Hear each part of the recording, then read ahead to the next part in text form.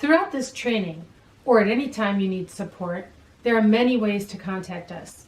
You can follow us on all major social media platforms or email us directly via our website, or you can click the Cancel Connect icon shown at the bottom of this slide on our website to book a consultation with one of our experts. In the measure phase, we learned about 6 common charts to display your baseline data. We can also use these same tools in the analyze phase to uncover and to validate root causes of the problem that we're trying to solve. In the measure phase, we went through the purpose of these different charts and also talked about how they're set up, and we did some practice creating the charts. In this section, we'll learn how to analyze the results that are presented in these charts. A run chart or timeline chart displays our data over time. The y-axis is our measure and the x-axis is some increment of time. To properly analyze a run chart, it should have between 24 and 30 data points. A run chart can accommodate discrete or continuous data on the y-axis. And the key to interpreting or understanding these patterns is the inclusion of a median line.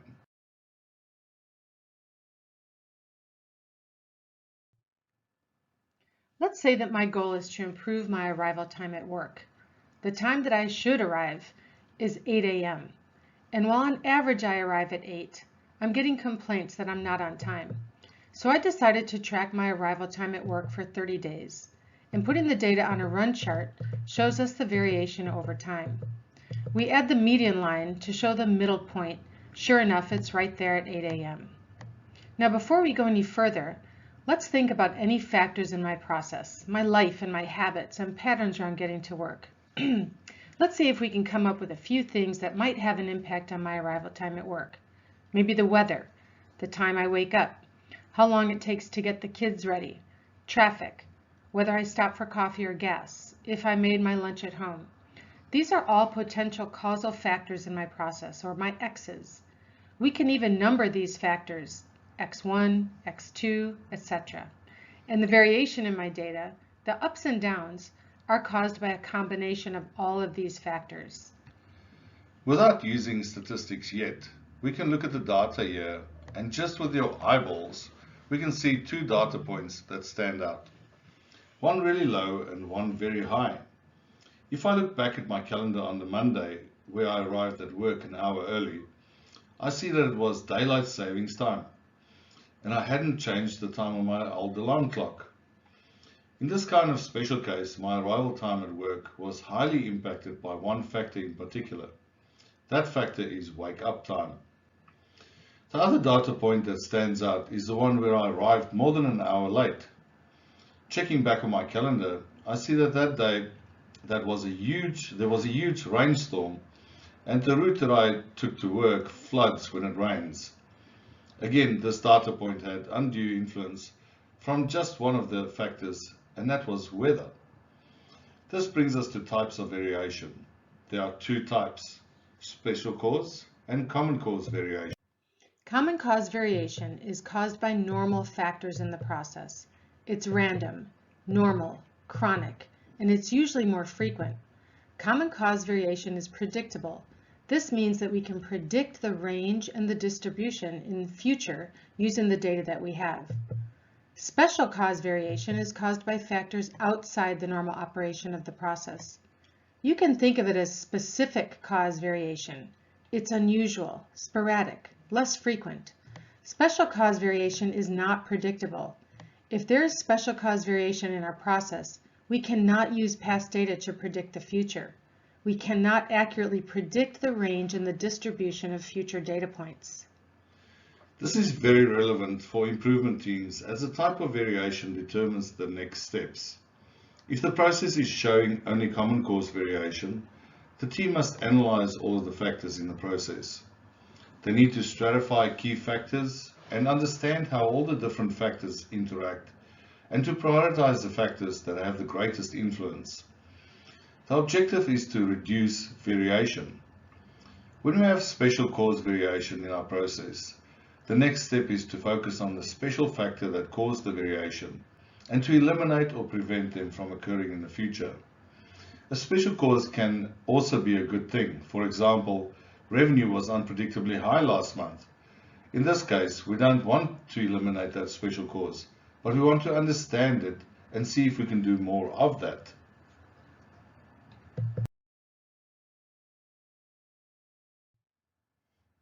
Okay, so now that you understand the concept of common cause and special cause variation, it's time to learn the statistical piece, which is to recognize the difference. Using a run chart, there are 3 patterns that indicate a special cause. The first is a trend. A trend is 7 or more points continuously increasing or decreasing. The word trend is used a lot when people talk about data, but using the term statistically indicates the 7 or more data points going in the same direction. This is a sign of a special cause, and technically, there's a 3 in 1,000 chance that this special cause pattern would occur in common cause or random variation. The next signal is a shift. A shift is 8 or more consecutive points on the same side of the median. This is why we need a median line in our run chart, so that we can detect shifts, and also so that we can detect our third signal. Alternating points, also known as a sawtooth pattern, that is 14 or more consecutive points up and down, one above the median, then one below, one above and one below. In our experience, the most common reason that you'd see a sawtooth pattern is with made-up data. So what people do, we've seen this a lot, is let's say we have a check sheet and someone's trying to capture data and they realize after a couple of days, oh shoot, I forgot to capture my data. Let me make this look natural. I'll go a little bit above the average, a little bit below, a little bit above, a little bit below. Made up data often takes on the pattern of a sawtooth. And the cool thing about data is it shows up as a special cause. Something's funky with the data. Something or someone.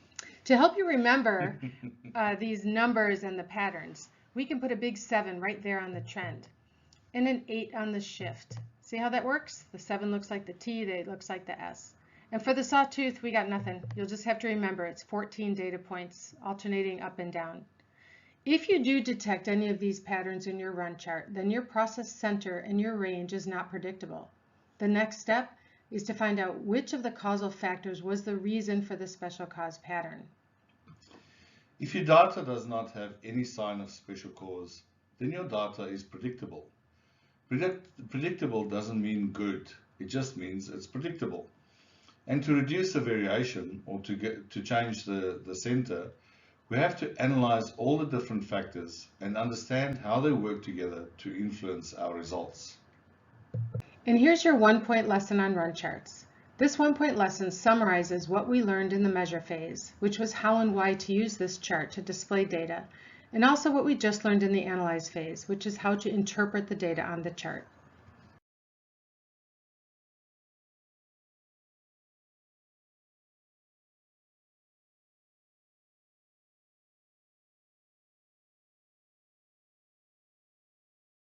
In your workbooks are 4 scenarios for you to practice understanding variation. Read each of the scenarios and think about the questions below each scenario. Pause the video now and give yourself a little time to work through the data. When you return to the video, we'll talk through the analysis.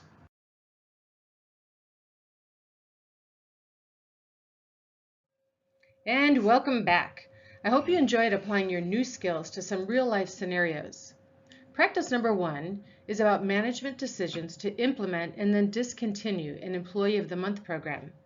In this example, the program was discontinued in week 23, and the manager noticed that the accuracy rate immediately fell. What was your conclusion about this variation? Analyzing our data, we don't see any signs of special cause, no trend, no shift, and no alternating points. So this is a process full of common cause variation. That means that the program had no effect on the results when it was implemented and also had no impact on the results when it was discontinued. With common cause variation, it goes up and down. When we see a few data points up in a row, unless there is a special cause, we can assume that what happens next? The data will go down. Well, that's pretty obvious. When it's down, we can expect the data to go up. So with common cause variation, when we get asked the question, why was it down? The answer is usually because it was up. It was supposed to come down. And that's what happened here. We often assume that each data point is significant. In other words, that the discontinuation of the program was the immediate cause of the drop in accuracy. But understanding the patterns in variation show us that the low of 93% was just a low and predictable part of the common cause variation. Okay, practice number 2 is about the call center average speed to answer. Although the data points were higher on the recent Tuesday and Wednesday, we don't see any signals of special cause variation on the run chart. And the problem with setting an average as a standard is that the average is a measure of the center of the data, which means that we'll exceed that about 50% of the time. I remember reading a headline recently in the news that said, shocking, 50% of students in the school district are below average. Yeah, I think that's how that works. So practice number 3 is about cycle time to pay insurance claims, which we all love to do. Any signs of special cause here? Nope. We have common cause variation with a median of just over 6. As we see often, many people use the average as a goal, just like in our last example.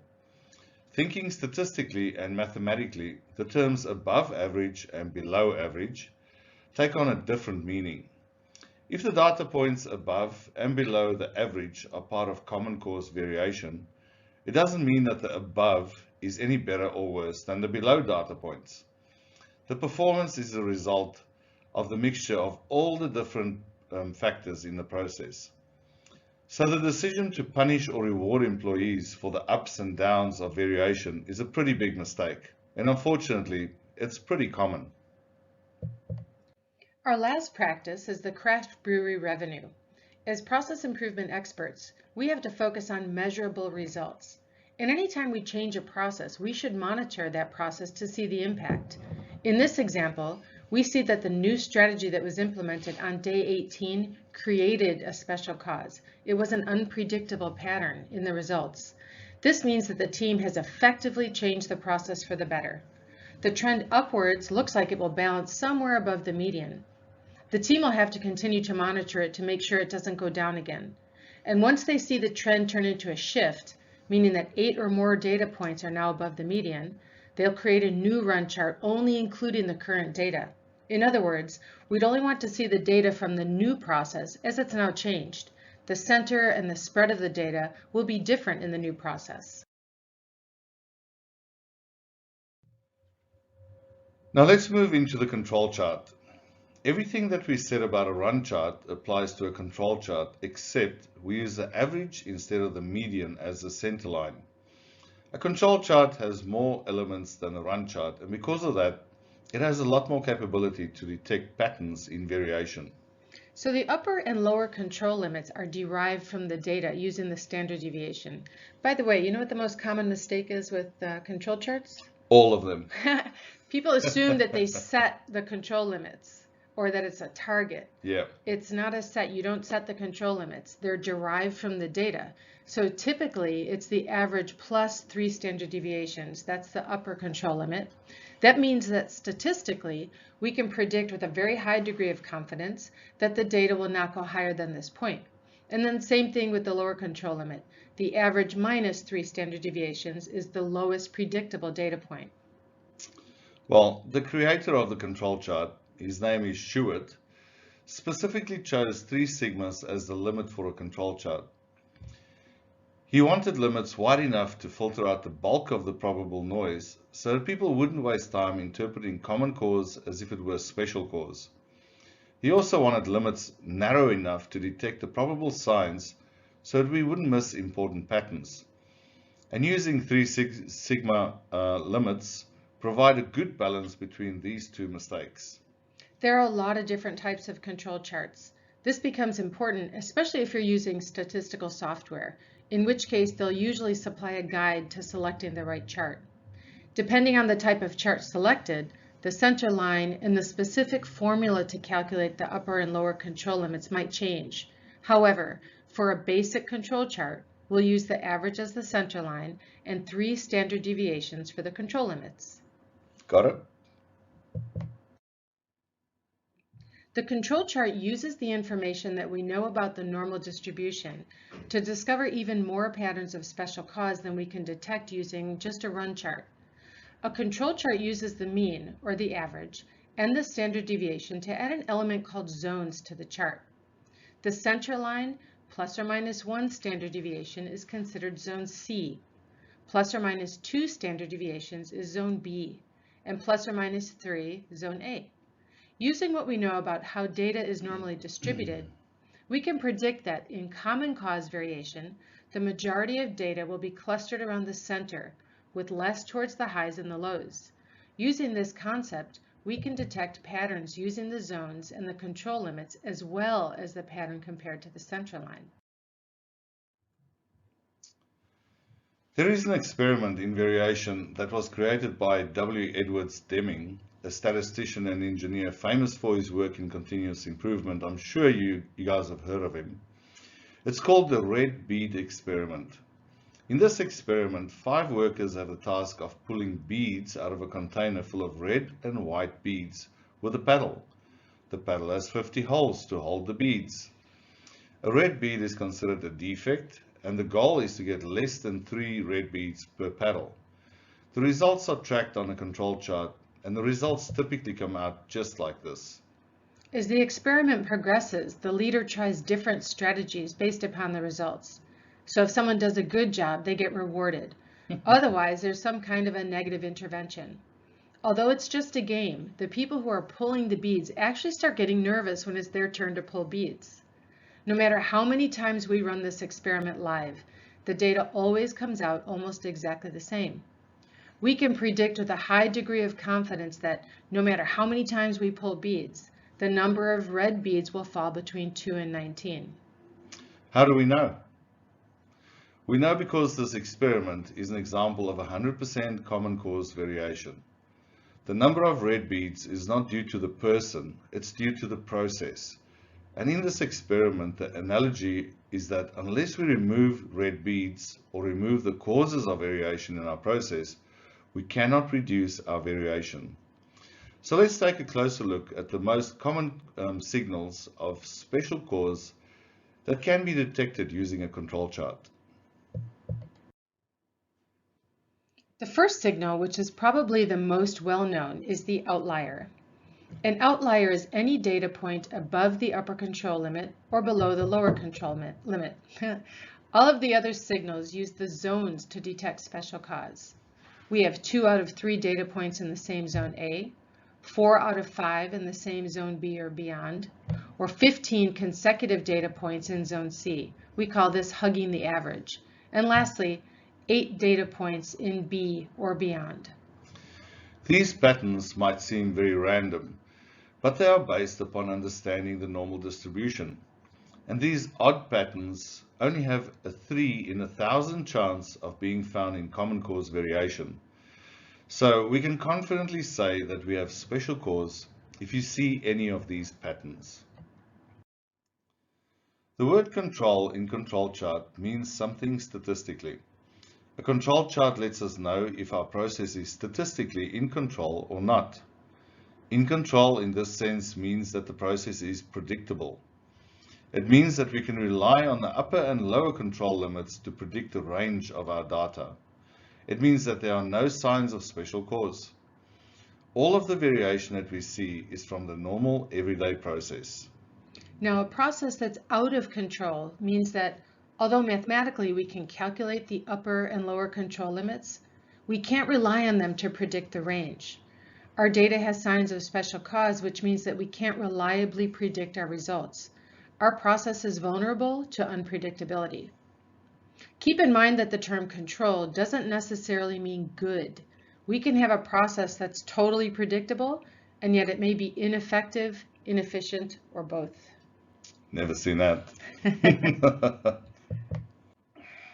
Keep in mind the whole point to analyzing our data is to improve our process. And we have to decide what that means for our project. We may have a great average performance, but our variation is way too high. Or we might have tight variation, but the average is no good. So we need to understand the type of variation that we have, so that we can either improve the average or reduce the variation, or both. People often make the mistake of reacting incorrectly to the data.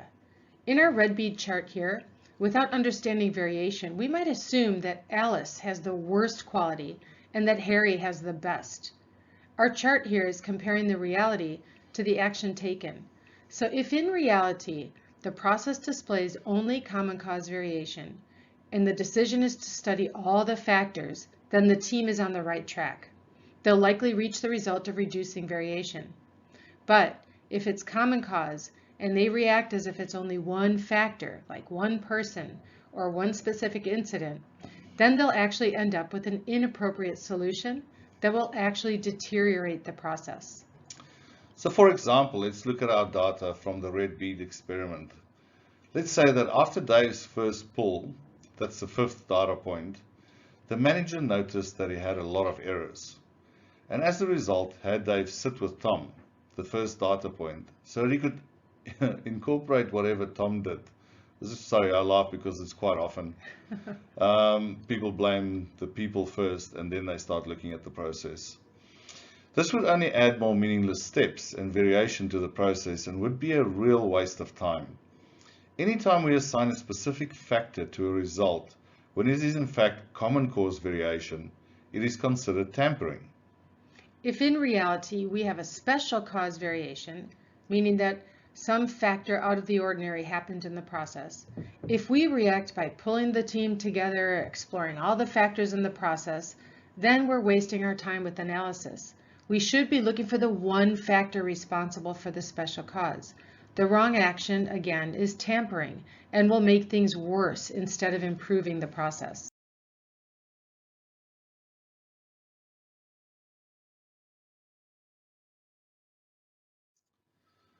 So when do we recalculate control limits? Of all the questions about control charts, this is probably the most frequently asked question. Yeah, it is.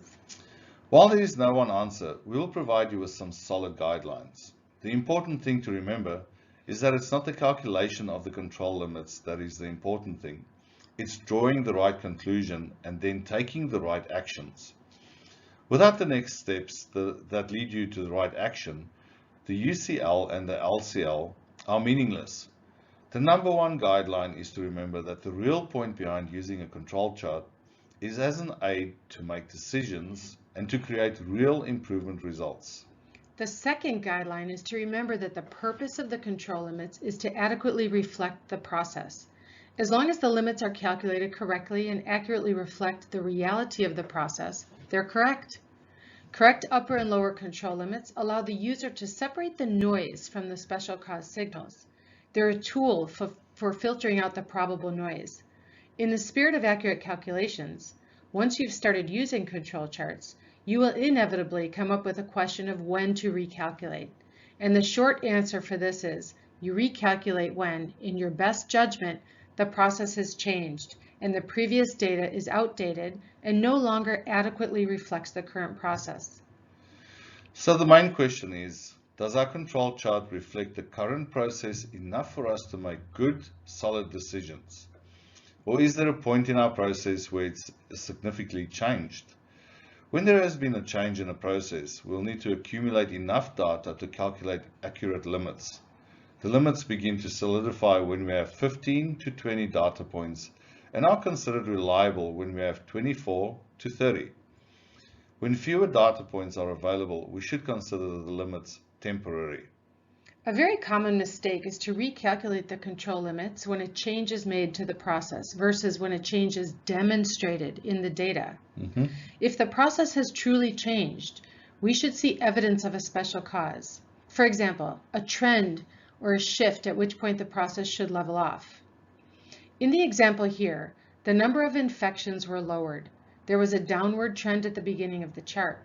This data indicates that the results were successfully shown in the data. So in order to understand the new or the current process, we don't want to include the old data points because they're not relevant anymore. If we want to understand the new process, Then we'd calculate our average and our control limits using only the data points that represent the current process. And lots of information here on the 1-point lesson for control charts, which looks awesome, by the way, Claire. Good job. This is a really good tool to help you understand your process, as long as you don't mind going through a couple more steps to get there.